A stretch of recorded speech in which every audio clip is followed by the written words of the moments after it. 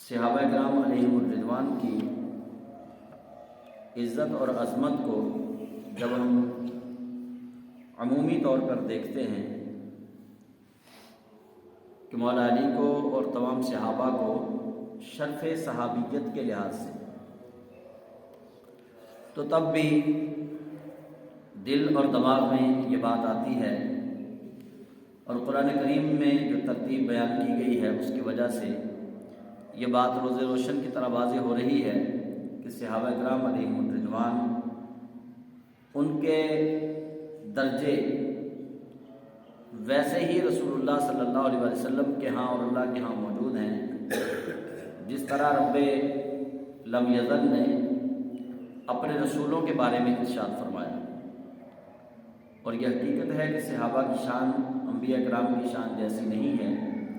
لیکن جس طرح اللہ کریم جل جلالہ قرآن پاک میں ارشاد فرماتا ہے تلک الرسل فضلنا بعضهم علی بعض، کہ یہ رسول ہیں، ان میں سے ہم نے بعض کو بعض پر فضیلت عطا فرمائی ہے۔ حالانکہ رسول ہونے میں، نبی ہونے میں سارے یکجا ہیں، سارے برابر ہیں، یہ فضیلت، یہ شرف سب کو ملا کے سب نبی ہیں، لیکن رب تعالیٰ فرماتے ہیں فضلنا بعضهم علی بعض، ہم نے فضیلت دی ان کے بعض کو بعض پر، منہم من کلم اللہ ورفع بعضهم درجات، ان میں سے کچھ ایسے انبیاء اور رسل ہیں اللہ فرماتا ہے جن سے میں نے کلام کیا اور کچھ ان سے بھی بڑے درجے والے ہیں۔ سبحان اللہ۔ یعنی رسول ہونے میں، نبی ہونے میں وہ برابر، لیکن رب تعالیٰ فرماتا منصب سب کا ایک ہے، لیکن فضیلتیں جدا جدا ہیں، فضائل جدا جدا ہیں۔ اسی طرح یہ حقیقت ہے کہ صحابہ انبیاء کرام کی فضیلت کو نہیں پہنچ سکتے، انبیاء کرام کا اپنا مقام ہے، وہ اعلیٰ رفع ہے، لیکن انبیاء کے بعد صحابہ کا درجہ ہے، اور صحابہ میں بھی پھر ایسے ہی درجہ بدرجہ صحابی ہیں۔ جیسے جیسے وہ رسول اللہ کے ساتھ جڑتے گئے، نسبت کا شرف حاصل ہوتا گیا، ویسے ویسے ان کو مقام اور مراتب بھی ملتے گئے۔ اب ہم اس بحث میں نہیں جانا چاہتے کہ سب سے پہلے اسلام قبول کرنے میں کس کا نام آیا جائے، چونکہ اس میں اختلاف ہے، احادیث کے اندر جو راویان نے جو روایتیں پیش کی ہیں ان میں اختلاف ہے۔ کسی کے نزدیک حضرت سیدہ خدیجہ الکبریٰ نے سب سے پہلے اسلام قبول کیا، کہ جب پہلی وحی آئی تو رسول اللہ صلی اللہ علیہ وآلہ وسلم آپ گھر تشریف لائے تو سیدہ خدیجہ الکبریٰ سلام اللہ تعالیٰ علیہا کو سارا حال سنایا، اور کسی کے نزدیک جناب سیدنا ابوبکر صدیق رضی اللہ تعالیٰ عنہ سب سے پہلے ایمان لائے، اور ایسی روایتیں بھی کثیر تعداد میں موجود ہیں جن سے ثابت ہوتا ہے کہ سب سے پہلے ایمان مولا علی کرم اللہ تعالیٰ وجہہ الکریم لائے۔ اب جب ہم ان روایات کی طرف رجوع کریں گے اور ان روایات کو پرکھیں گے، ان روایات کو تحقیقات کے دائرے میں لے کر آئیں گے، اس کے لیے ایک وقت بھی سروکار ہوگا، اور پھر یہ بھی ہو سکتا ہے کہ ہمارا اپنا ذہن الٹ جائے، ہم اس درجے کے عالم بھی نہیں، ہم اس درجے کے فاضل بھی نہیں جس درجے کے علماء ربانیین گزر گئے۔ تو بہتر یہ ہے کہ جو ایک اجماعی طور پر ہمیں نظریہ دے دیا گیا اسی نظریے پر ہم کاربند رہیں، کہ اگر یہ پوچھا جائے کہ بچپن کی عمر میں سب سے پہلے کس نے اسلام قبول کیا تو نام آئے گا مولا علی اور مرتضیٰ کرم اللہ تعالی وجہہ الکریم کا۔ اگر یہ پوچھا جائے کہ خواتین میں سے کس نے سب سے پہلے اسلام قبول کیا تو جواب آئے گا جناب سیدہ طیبہ طاہرہ خدیجہ الکبریٰ سلام اللہ تعالی علیہا۔ اور اگر یہ پوچھا جائے کہ رسول اللہ علیہ السلام کے ساتھیوں میں سے، آپ کے دوستوں میں سے، آپ کے جو ہم عمر لوگ تھے ان میں سے سب سے پہلے اسلام قبول کس نے کیا تو جواب آئے گا جناب سیدنا ابوبکر صدیق رضی اللہ تعالیٰ عنہ، آپ نے۔ تو بس میرے خیال میں یہی ترتیب جو بزرگوں نے ہمیں دی اسی پہ اکتفا کیا جائے اور اسی پر کاربند رہا جائے۔ فضائل میں جزوی اعتبار سے بہت سارے صحابہ پر فضیلتیں رکھتے ہیں،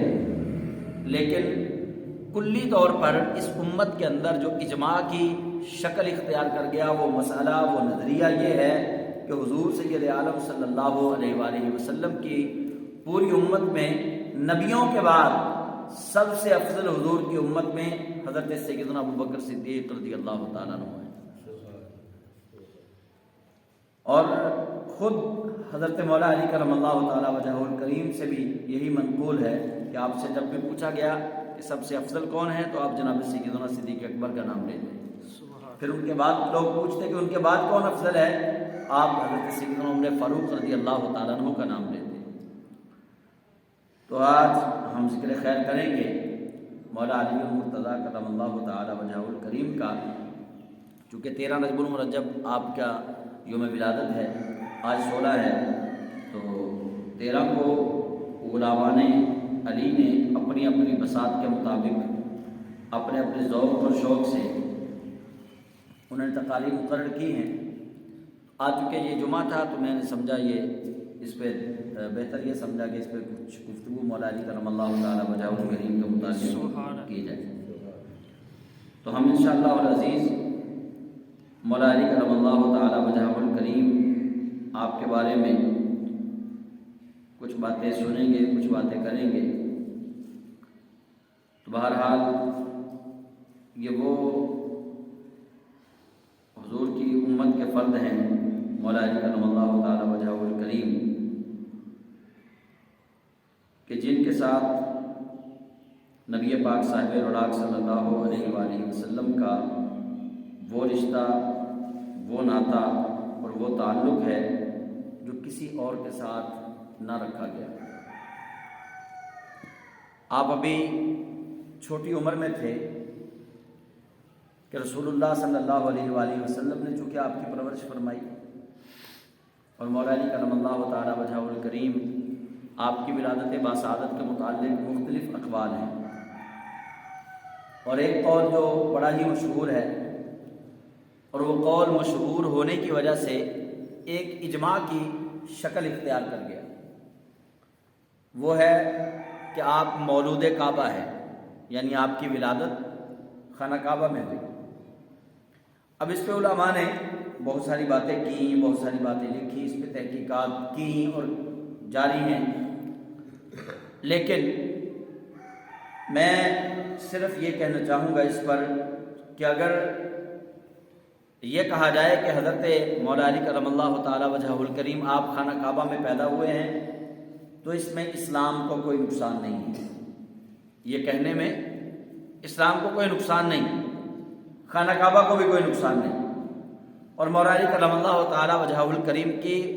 والدہ محترمہ حضرت فاطمہ بنت اسد کو بھی، ان پر بھی کوئی داغ نہیں لگتا اس معاملے میں۔ اور اگر جو لوگ کہتے ہیں کہ آپ خانہ کعبہ میں پیدا نہیں ہوئے، آپ کی ولادت خانہ کعبہ میں نہیں ہوئی، وہ اگر اپنے تائیں وہ سچے ہیں تو وہ اپنے پاس رکھے، اپنی تحقیق کو اسی پر عمل کرتے رہیں، امت کو اس میں نہ الجھایا جائے۔ دو فرقے نہیں بننے چاہیے اس پہ، نا دو گروہ نہیں بننے چاہیے اس پر۔ بس جو کہتے ہیں کہ آپ مولود کعبہ ہیں سر آنکھوں پہ، جو کہتے ہیں آپ مولود کعبہ نہیں، ان کے پاس بھی دلائل ہیں سر آنکھوں پہ۔ مولا علی مولود کعبہ ہوں تب بھی آپ مولا کائنات ہیں، مولا علی مولود کعبہ نہ ہوں تب بھی آپ مولا کائنات ہیں۔ اللہ نے ان کو جو منصب دیا ہے وہ نہ تو خانہ کعبہ میں پیدا ہونے کی وجہ سے دیا ہے اور نہ خانہ کعبہ میں نہ پیدا ہونے کی وجہ سے دیا ہے۔ اس منصب کا تعلق سب سے پہلا ان کو جو منصب ملا وہ ہے منصب صحابیت، شرف صحابیت۔ وہ شرف صحابیت خانہ کعبہ میں پیدا ہونے کی وجہ سے نہیں ملا۔ یہ یاد رکھنے والی بات ہے۔ ان باتوں پہ ابحاث کی بجائے، ان باتوں پہ جھگڑے کرنے کی بجائے ہمیں بنیاد کی طرف جانا ہے کہ مولا علی کرم اللہ تعالیٰ وجہہ الکریم جب آپ کی ولادت باسعادت ہوتی ہے، خانہ کعبہ میں ہو گئی آپ کی ولادت باسعادت، کیا اب جو خانہ کعبہ میں پیدا ہو وہ صحابی رسول ہوتا ہے؟ اس کا جواب یقیناً ہر ذی شعور بندہ یہی جواب دے گا کہ خانہ کعبہ میں پیدا ہونے سے صحابی نہیں بنتا، صحابی تو نگاہ مصطفیٰ سے بنتا ہے۔ صحابی تو مصطفیٰ جان رحمت شرف بخشے تب بنتا ہے۔ صحابی تو وہ ہوگا جو رسول اکرم کو اللہ کا، جس نے رسول اکرم کو اللہ کا رسول مانا اور پھر رسول اللہ کی صحبت میں بیٹھا، یا رسول اللہ کی بات سنی، رسول اللہ کی بات مانی اور رسول اللہ کا وفادار بن کے رہا اور اسی پہ دنیا سے چلا گیا، اسی نظریے پر دنیا سے چلا گیا، تو وہ صحابی ہے۔ مولود کعبہ ہونے سے شرف صحابیت نہیں ملتا۔ بہرحال مولا علی کرم اللہ تعالیٰ وجہ الکریم کی ایک اضافی شان یہ ہے کہ آپ مولود کعبہ بھی ہیں، آپ کی ولادت خانہ کعبہ میں ہوئی، آپ کی اضافی ایک شان ہے، لیکن اس شان کے ساتھ آپ صحابی نہیں بنے خانہ کعبہ میں پیدا ہونے کی وجہ سے۔ اور دوسرا، آپ مولا کائنات جو آپ کو بنایا گیا، رسول اللہ علیہ السلام نے فرمایا من کنت مولا فاذا علی مولا، یہ رسول اللہ کا فرمانا بھی اس لیے نہیں ہے کہ حضرت علی خانہ کعبہ میں پیدا ہوئے، اس کا تعلق بھی خانہ کعبہ میں ولادت کے ساتھ نہیں ہے۔ گو خانہ کعبہ میں ولادت ہونا یہ ایک شرف والی بات ہے کہ اللہ کے گھر میں آپ کی ولادت ہوئی، یہ الگ ایک ٹاپک ہے، لیکن میں یہ بتا رہا ہوں کہ حضرت مولا علی کرم اللہ تعالی وجہ الکریم کو جتنی بھی عظمتیں ملی، جتنی بھی رفعتیں ملی، جتنے بھی مقامات ملے، وہ سب کے سب نگاہ مصطفیٰ کی وجہ سے ملے۔ اور ہر صحابی کے اندر کوئی ذاتی کمال نہیں ہے، جتنے کمالات صحابہ میں آئے ہیں سب نگاہ مصطفیٰ کی وجہ سے آئے ہیں۔ ہم اگر جناب سیدنا صدیق اکبر رضی اللہ تعالیٰ عنہ کو مانتے ہیں تو رسول اللہ کی غلامی کی وجہ سے مانتے ہیں۔ ہم اگر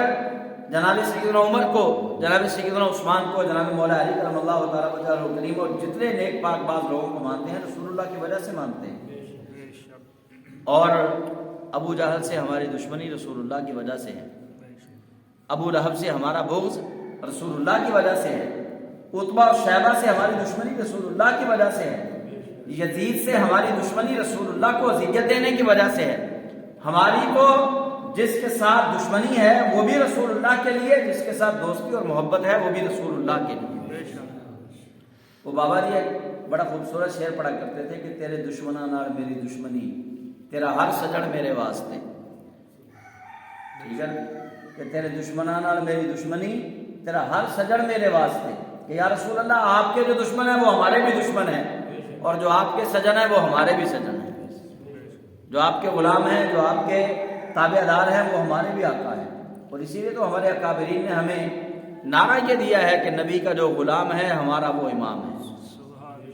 جو رسول اللہ کا امام غلام ہو وہی ہمارا امام بنے گا۔ ہمارا اہل سنت کا امام بننے کے لیے، اہل سنت کا امام بننے کے لیے کسی کو کوئی سرٹیفکیٹ کی ضرورت نہیں ہے، کسی سند اور ڈگری کی ضرورت نہیں ہے، ایک ہی ڈگری ہے، وہ رسول اللہ کی غلامی۔ علامہ خادم حسین رضوی کے ساتھ ہمارا کیا تعلق تھا؟ کوئی تعلق نہیں، خونی تعلق تو کوئی نہیں تھا، رشتہ داری کوئی نہیں تھی، لیکن ان کے جنازے پر کروڑوں لوگوں کا پہنچنا یہ پیغام دے رہا ہے کہ لوگوں کے دلوں میں جو علامہ خادم حسین رضوی کی محبت آئی تھی وہ رسول اللہ کی غلامی کی وجہ سے ہے، اور وہ یہی نعرہ تھا۔ اسی نعرے کی صداقت وہاں ظاہر ہو گئی کہ نبی کا جو غلام ہے ہمارا وہ امام ہے۔ جو رسول اللہ کا غلام جس دور میں بھی ہوا حضور کی امت نے اس کو اپنے سر پہ بٹھایا ہے۔ تو ایسے ہی صحابہ کرام علیہم الرضوان ہیں کہ صحابہ کرام علیہم الرضوان سے ہمارا خونی تعلق کوئی نہیں، تجارتی تعلق کوئی نہیں، معاشرتی تعلق ہمارا ان سے کوئی نہیں، لیکن جو دل والا تعلق ہے وہ اتنا ڈاڑھا تعلق ہے کہ ہم حضرت ابوبکر صدیق کو بھی اپنا امام مانتے ہیں، جناب عمر کو بھی، جناب عثمان و علی کو بھی اپنا امام مانتے ہیں، رضوان اللہ علیہم اجمعین۔ اس وجہ سے کہ یہ رسول اللہ کے سچے غلام ہیں اور ہمارے وہ امام ہیں۔ اور مولا علی کرم اللہ تعالی وجہ الکریم آپ کو، آپ کی ولادت باسعادت ہو گئی، اور ایک روایت میں آتا ہے کہ مولا علی نے جب دنیا میں آپ تشریف لائے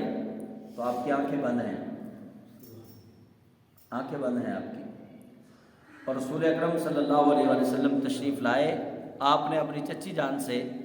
مولا علی کرم اللہ تعالیٰ وجہہ الکریم کو لیا اپنی آغوش رحمت میں۔ جیسے ہی رسول اللہ علیہ السلام نے اپنی آغوش رحمت نے لیا تو مولا علی نے آنکھیں کھول دی۔ آپ نے پہلی آنکھیں کھول کر پہلی زیارت مولا علی نے کی ہے وہ رسول اللہ کے چہرہ انور کی ہے۔ پہلی زیارت رسول اللہ کے چہرہ انور کی ہے آپ نے۔ تو مولا علی کرم اللہ تعالیٰ وجہہ الکریم، آپ کا بچپن پھر اتنا بے مثال ہے، اتنا بے مثال ہے کہ تربیت کے لیے مولا علی کو رسول اللہ کا گھر ملا۔ رسول اللہ صلی اللہ علیہ وسلم آپ کے مربی ہیں، آپ کے معلم ہیں، آپ ان کی پرورش بھی کرتے ہیں، آپ ان کی تربیت بھی فرما رہے ہیں۔ اور پھر یہ اسی تربیت کا اثر ہے کہ نبی کریم صلی اللہ علیہ وآلہ وسلم آپ دعوت اسلام دیتے ہیں اور قریش کے لوگوں سے پوچھتے ہیں، فرمایا کوئی ہے جو میری رسالت کی تصدیق کرے، جو اللہ کو ایک مانے اور میرے ساتھ کھڑا ہو؟ میں اللہ کا رسول ہوں، میں تمہیں اللہ کے ایک ہونے پر دعوت دیتا ہوں کہ اللہ کے ایک ہونے پر یقین رکھو، کون ہے تم میں سے جو میرا ساتھ دے؟ تو تاریخ عالم اس بات پر گواہ ہے، تاریخ اسلام اس بات پر گواہ ہے کہ اس مجمع میں سے کوئی اور نہ اٹھا سوائے اس ننھے بچے کے جس کو دنیا مولا کائنات علی المرتضیٰ کہتی ہے، ان کے سوا کوئی نہیں اٹھا۔ لبیک کا نعرہ سب سے پہلے مولا علی کرم اللہ تعالیٰ وجہہ الکریم نے لگایا، اور قریش و مشرکین مکہ کی موجودگی میں لگایا۔ اور رسول اللہ علیہ السلام نے پھر دوبارہ پوچھا، پھر مولا علی کھڑے ہوئے، پھر تیسری بار پوچھا، پھر مولا علی کھڑے ہوئے۔ گویا بچپن میں اب عمر کے اندر اختلاف ہے کہ عمر کتنی تھی، ہمیں اس میں نہیں جانا، روایتیں مختلف ہیں۔ جس طرح میں اکثر یہ بتاتا ہوں کہ نبی علیہ السلام کی ولادت کی تاریخ کی طرف جائیں گے تو اختلاف، آپ کے وصال شریف کی تاریخ کی طرف جائیں گے تو اختلاف، معراج شریف کی تاریخ کی طرف جائیں گے تو اختلاف۔ تو اختلاف سے بہتر ہے کہ ہم آپ کے بچپن کی بات کریں بس۔ مولا علی کرم اللہ تعالیٰ وجہہ الکریم بچپن میں ہی آپ نے رسول اللہ علیہ السلام پر ایمان قبول کیا۔ تو اب آپ کی گویا زندگی کے تینوں ادوار، پہلا دور بچپن، دوسرا دور لڑکپن، تیسرا دور جوانی، تینوں ادوار رسول اللہ صلی اللہ علیہ وسلم کی حیات طیبہ میں رسول اللہ علیہ السلام کی آنکھوں کے سامنے گزرے۔ تینوں ادوار، بچپن، لڑکپن، جوانی، اور تینوں آپ کی زندگی کے ادوار بے مثل و بے مثال ہیں۔ رسول اکرم صلی اللہ علیہ وآلہ وسلم، آپ کا یہ فرمان ہے، آپ نے فرمایا کہ میرے دو ساتھی ایسے ہیں جنہوں نے اسلام قبول کرنے سے پہلے بھی شراب نوشی نہیں کی اور زنا نہیں کیا، اور اسلام قبول کرنے کے بعد بھی کبھی اس گناہ میں مبتلا نہیں ہوئے۔ وہ دو کون تھے؟ نبی علیہ السلام نے فرمایا کہ ابو بکر صدیق ہے، دوسرا علی المرتضیٰ ہے۔ یہ فضیلت ہے۔ اور مولا علی کرم اللہ تعالیٰ وجہہ الکریم، آپ کا نام نامی اس میں گرامی حیدر بھی ہے، لقب جو ہے آپ کا حیدر بھی ہے، اور حیدر کہتے ہیں اس شیر کو جو دشمن کو چیر کے رکھ دے، پھاڑ کے رکھ دے۔ تو یہی وجہ ہے کہ مولا علی کرم اللہ تعالیٰ وجہہ الکریم، آپ کی جرأت اور بہادری اس بات پر دال ہے، اس بات پر دلیل ہے۔ غزوہ بدر ہو، غزوہ احد ہو، غزوہ حنین ہو، غزوہ احزاب ہو، غزوہ تبوک ہو، غزوہ خیبر ہو، کوئی غزوہ دیکھ لیں، سب سے پہلے اگر اسلام کی طرف سے کسی مجاہد اسلام کو دشمن کو نیست و نابود کرنے کے لیے بھیجا گیا تو اس کا نام مولا علی کرم اللہ تعالیٰ وجہہ الکریم ہے۔ اور ہر غزوہ کے اندر آپ نے دشمن کے پرخچے اڑا دیے۔ تو حضرت مولا علی کرم اللہ تعالیٰ وجہہ الکریم، آپ کو جس جہت سے بھی دیکھا جائے، انسان کے اندر چند خوبیاں ہوتی ہیں، لیکن مولا علی کرم اللہ تعالیٰ وجہہ الکریم کی پوری ذات، آپ کی ذات مبارکہ جو ہے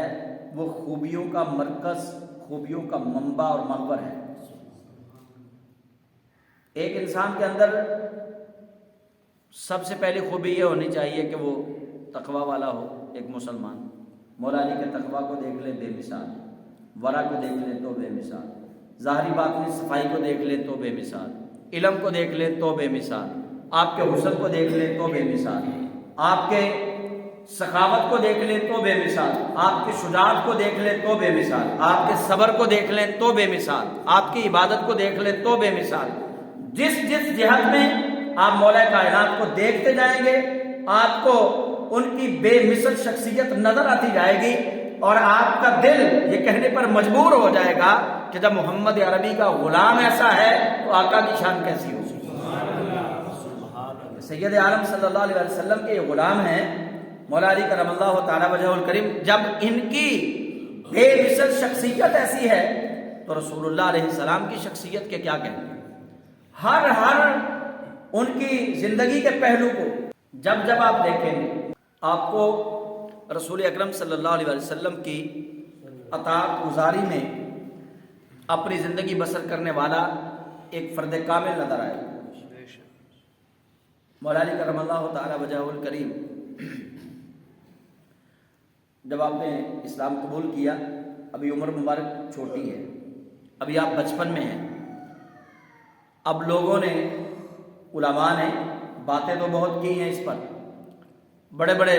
ان کے پاس دلائل ہیں، دلائل کے انبار ہیں، لیکن آپ میری بات توجہ سے سنیے گا، میں کوئی اپنی گفتگو سے کسی عالم کو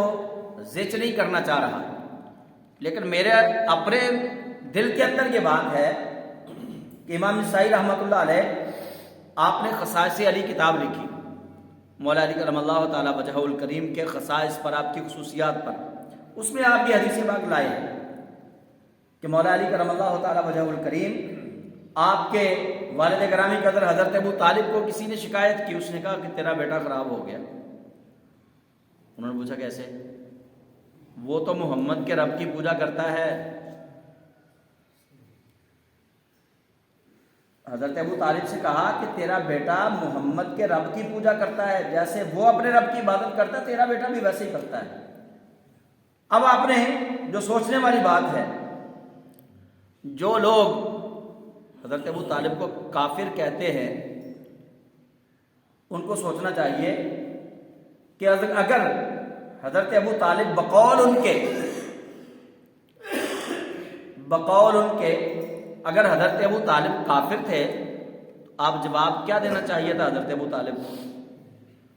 آپ جواب میں کہتے کہ نہ بیٹا علی، آج کے بعد تو نے محمد کے ساتھ نہیں جانا۔ آپ یہ فرماتے کہ بیٹا علی، آج کے بعد محمد کے پیچھے نماز بھی نہیں پڑھنی، آج کے بعد جو سجدہ وہ کرتے ہیں وہ سجدہ بھی نہیں کرنا۔ لیکن حضرت ابو طالب بات سننے کے بعد مولا علی کرم اللہ تعالی وجہہ الکریم گھر تشریف لائے، آپ سے پوچھا، آپ نے بتا دیا کہ ہم خانہ کعبہ میں محمد عربی صلی اللہ علیہ وسلم کے ساتھ رب کی عبادت کرتے تھے، تو حضرت ابو طالب جواباً اپنے لخت جگر مولا علی سے فرماتے ہیں کہ محمد کے ساتھ لگا رہے، حق یہی ہے، یہی سیدھا راستہ ہے، محمد صلی اللہ علیہ وسلم کا ساتھ نہ چھوڑنا۔ بقول ان لوگوں کے جو کہتے ہیں کہ حضرت ابو طالب کافر تھے، تو حضرت ابو طالب نے اپنے بیٹے کو محمد صلی اللہ علیہ وسلم کے رب کو سجدہ کرنے سے روکا کیوں نہ؟ تو یہ سوچنے والی باتیں ہیں، ان پہ سوچنا چاہیے ان لوگوں کو جو فتووں کی مشین لے کر بیٹھے ہیں، چھوٹے تو چھوٹے، بڑے جو اللہ کے برگزیدہ لوگ ہیں ان کو بھی ہاتھ ڈال لیا۔ تو ایسے لوگوں سے ہمیں بچنا بھی ہے، اور ایسے لوگوں کو اللہ تعالیٰ ہدایت بھی عطا فرمائے۔ تو حضرت علی المرتضیٰ شیر خدا رضی اللہ تعالیٰ عنہ آپ تو رسول اللہ صلی اللہ علیہ وسلم کے سخاوت والے صحابی ہیں کہ جن سے اگر نماز کے دوران بھی کوئی سوال کرتا ہے تو آپ پھر بھی صدقہ و خیرات کرتے ہیں، جن سے اگر کوئی افطاری کے وقت بھی کوئی سوال کرتا ہے، اور اثار کہتے ہی اس کو ہے جو مولا علی نے کیا، سیدہ فاطمہ الزہرا سلام اللہ تعالیٰ علیہا نے کیا، اور حسنین کریمین نے کیا، اثار اس کو کہتے ہیں۔ میرے پاس 4 روپے ہیں،